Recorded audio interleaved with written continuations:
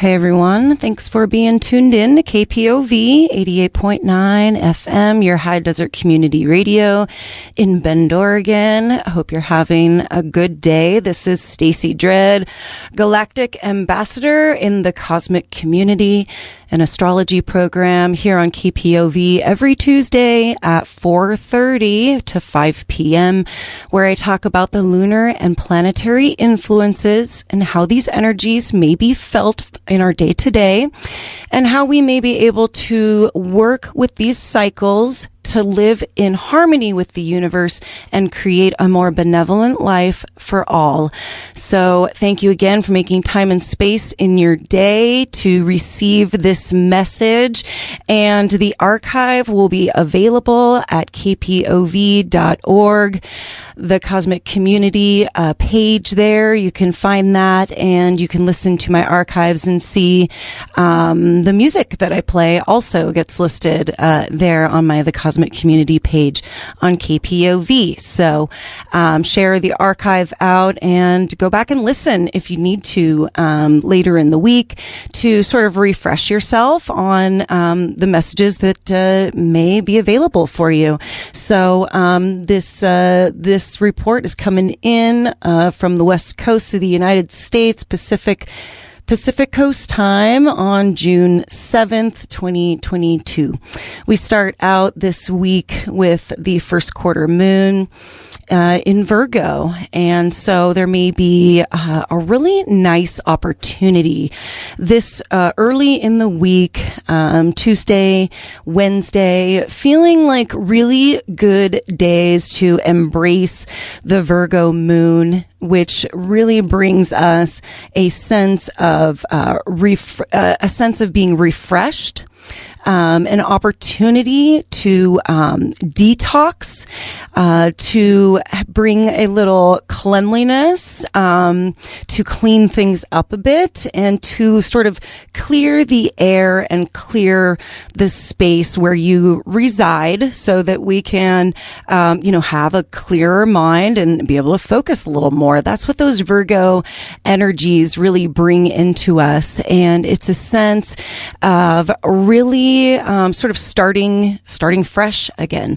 The Virgo energies are characterized by the virgin, the actual virgin maiden. That idea of being completely uncorrupted, right? The fresh mindset that is just clear and willing and welcoming of any and all thoughts and opportunities into it. So we're having a really, really good, energetic dose right now of these cleanly energies. We really want to take this opportunity. I mean, really do it, clean your body, clean your house, clean your floors, and this could be, you take your broom and just ask for your broom to, really create that sense of clarity that you're looking for, right? And then imbue your broom or your vacuum, with the energy of the Virgin Maiden, and just really ask for these energies to come in through the physical, through the physical expression of cleaning and refreshing and clearing and detoxifying. So, I'm really embracing this. It's been a really big last month or two. We had some incredibly intense, eclipses come through, and, we've had a really intense time of all the planets being direct. And so that is like this time when things are really happening.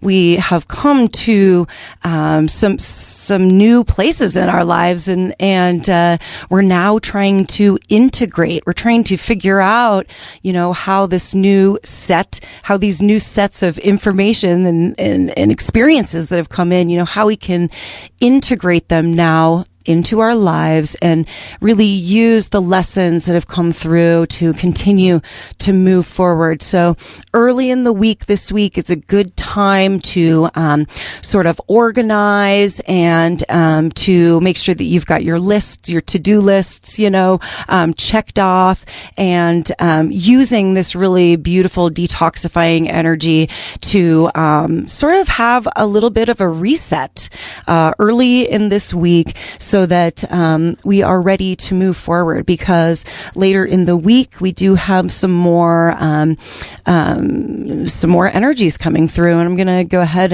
and discuss those. I've got my charts pulled up. I go whenever I want to see the zodiac chart of the moment.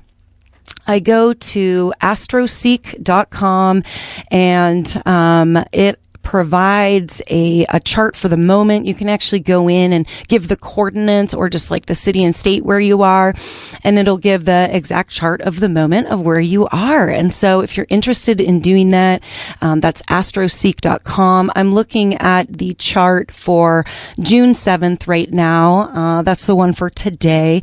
And I'm looking at this chart because I notice right now that we've got a few of these outer planets, really strong outer planets, at the late degrees of their zodiac sign. And so we have Pluto at 28 degrees of Capricorn.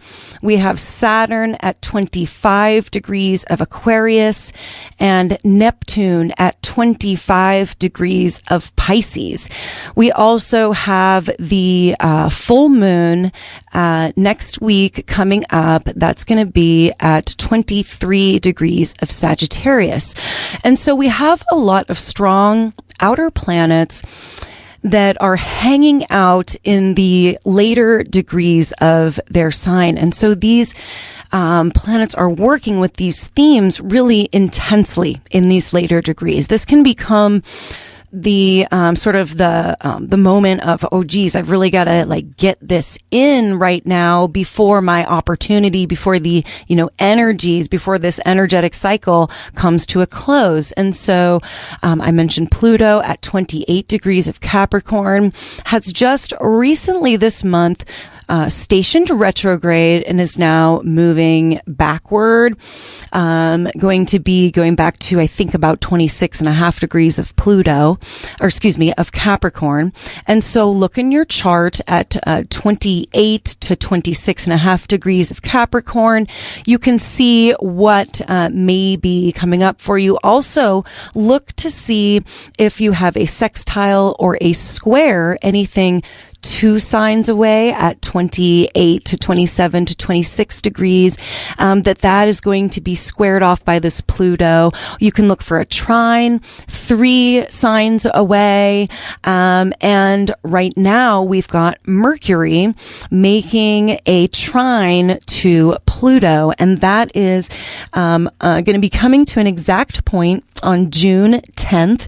And that is happening Mercury is in Taurus, and so this trine is happening between Earth signs, the cardinal Earth sign Capricorn, and the fixed Earth sign of Taurus. And so we are working with Earth themes here. We're working with themes of grounding ourselves, really working to move, to integrate. As I mentioned earlier on, we have a lot of this energy really working to help us integrate these lessons and to take these themes that are coming through and really work them into our lives and figure out what's really coming up for us. And so Mercury just stationed direct and is going to be moving back into Gemini at the end of this week. But before that does happen, Mercury is using the last few degrees of Taurus to make a trine to Pluto, have a third and final conversation, because Mercury came through on April 28th and made the first trine with Pluto. So go back to April 28th and just look and see, what was coming up for you then, what was happening, what were the main themes. We had That was the moment that Pluto actually stationed to go retrograde on April 29th. And so that was a clear moment. A message had come through. What do you have in the later degrees of Taurus and Capricorn, and what themes are coming up for you? The second pass of Mercury over this trine with Pluto happened on May 25th. And so if you're following me, we're following the retrograde cycle of Mercury here and the trines with Pluto. And so on May 25th, that's when that second trine came through. And so, what energies were we working with that week? But that was a big intense Mars and Aries week. That was like a big fiery moment, a strong motivating moment. So we could have taken our second step, and now we are in the third and final trine to Pluto happening on June 10th. And we are receiving this third and final piece to this puzzle, and how we might be able to work with the death and rebirth cycles of Pluto within the themes of this most recent Mercury retrograde. 444 444 444 all over my clocks here. This is Stacey Dredd, Galactic Ambassador in the cosmic community. I'm rapping about the astrology for the week and the energies that we are susceptible to at this moment. And right now we have some big earth themes coming through as we have Venus in her home sign of Taurus, and Uranus has been in Taurus for a few years, has a couple of years left to be there. Uranus is the planet of change, the planet of great awakenings, the planet of surprise. This is the energy of like things just spontaneously coming in to play. Uranus can really shake things up. And since Uranus has been in Taurus, we've seen some pretty earth-shattering, ground-breaking things taking place within our society, and this week is going to be another Uranus electrically charged week, because we have on Saturday, June 11th, a conjunction of Venus, the planet of love, money, trust, our values, making a conjunction with Uranus, the planet of surprise and change. And so Venus is in her home sign of Taurus, as I mentioned. So she is really she's like Superwoman in her own sign. She is the most lovable, has just endless amounts of love and trust to offer up in her home sign. She can also be a little, even blinded by some of these over-exaggerated energies that she might be feeling in her home sign too. So, this week we may be feeling like we're just like spontaneously in love with like so many things. Like, to me, when Venus and Uranus are coming into this conjunction, and I was personally sort of feeling intuitively into it, that to me it was like we're gonna like fall in love like spontaneously with things, and this could be really wonderful. We could be really looking for that next thing to fall in love with.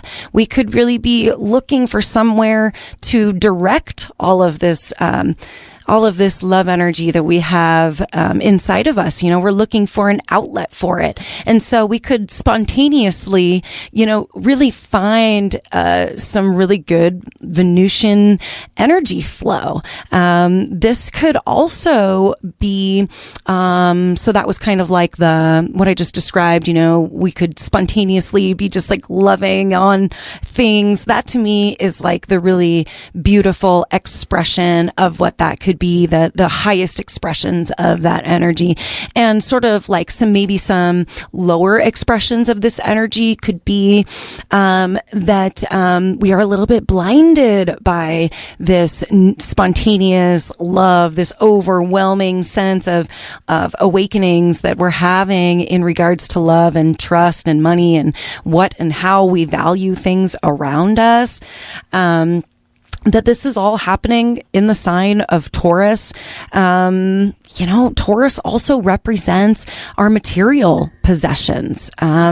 This also represents like our garden and the fertility, like the abundance that we can have up to offer from the things, the seeds that we sow, right? And like even if it's not a physical garden, like the seeds that we sow in the garden of our lives or the garden of our creativity or whatever that is for you, that Taurus is a super fertile point. And so whatever seeds we have been planting are going to grow. They're going to grow in Taurus. This is the seed popping out of the ground. This is where we see all of the green fertileness around us. And we could spontaneously be coming to some kind of realization about that we want something in our life like this. But I was talking about like the lower expressions and Venus, it can very much be a little blinded by all this electricity that Uranus has up to offer this weekend. This is happening. The conjunction is happening at 16 degrees of Taurus. So look in your birth charts. If you don't actually have a birth chart, sorry about that. If you don't actually have a copy of your own birth chart, you can get that at astroseek.com or any other of these websites that offer astrological birth charts. All you got to do is put in your time and date of your birth and where you were born, and then you can get your own magical astrological birth chart, and you can find 16 degrees of Taurus and see what is around there, if there is any planets or points at 16 degrees of Taurus, that this is going to be definitely part of the theme and part of what is going to be affected for you within this big conjunction, this big burst of love energy that we're getting this weekend. It could be a little overly exciting. It could be a little unexpected, and it could be overwhelming. So take it all in stride, be patient. Taurus has a lot of patient energy up to offer. So, this could be a really great opportunity to sort of patiently pick through what's coming in and, go with what is truly calling for you and just leave behind whatever is not calling for you. And that goes for this entire message, my astrology message here for the week, may not be true for you. You may have something in your chart that like totally makes this opposite of what I'm saying, or, your own astrological birth chart is really the guide and the map for you to show you how this message may be affecting you. So that is through the end of the weekend. And then into next week, we have our full moon in Sagittarius. This is going to be occurring very early. Let's see, I want to get this right. This is going to be very early morning on Tuesday, June 14th. This is happening at 23 degrees of Sagittarius and opposing. So the moon will be at 23 degrees of Sagittarius and the sun will be at 23 degrees of Gemini. So check those points in your chart. This is very strong for me as I have my sun at 23 degrees of Sagittarius, or excuse me, my Jupiter, and my sun is at 22 degrees of Sagittarius. So this big full moon coming up on Tuesday morning is definitely being felt in my world. And there's a couple of other things coming through also on that. So Sagittarius represents an adventurous energy, represents higher learning, definitely a very philosophical energy, philosophical energy, very optimistic, super resilient, really generous. Sagittarius is ruled by the planet of Jupiter, and Jupiter is like the planet of good luck. And so Sagittarius energy is like good luck energy coming through. The sun is going to be also in a trine to Saturn during this full moon. And so it could be a very useful, very grounding energy in regards to like what we are responsible for, because Saturn is all about our responsibilities, and this trine with the sun is going to be definitely bringing in some positive movement in regards to what we're responsible for, really making some grounded strides forward, potentially with the energy of this full moon. There is also a square to Neptune here. And this is pretty exact. So the moon at 23 degrees of Sagittarius and Neptune at 25 degrees of Pisces.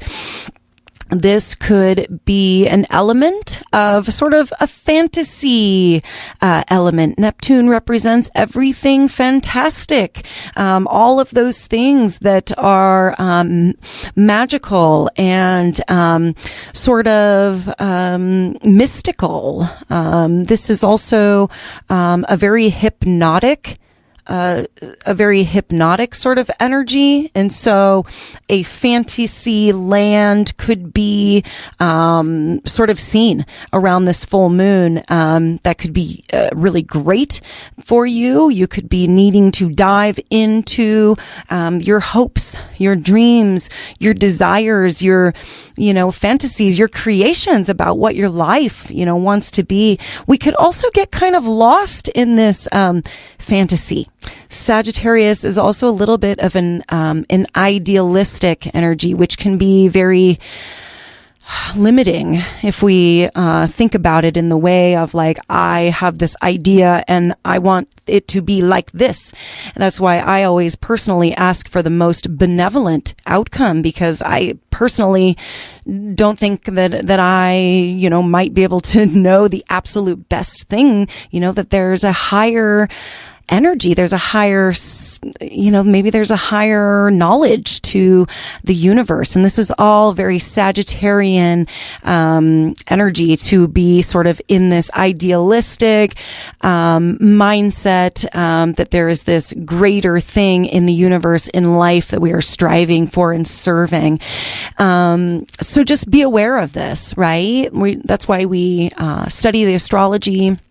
We have discussions like this around it, and take it into our own, take it into ourselves, and then, intuitively pull out the messages that are coming through for us. And so, create this magical fantasy land, go into it. We have to have our dreams alive to be able to envision our future. And Sagittarius energy is all about visions. It's about long distance visions.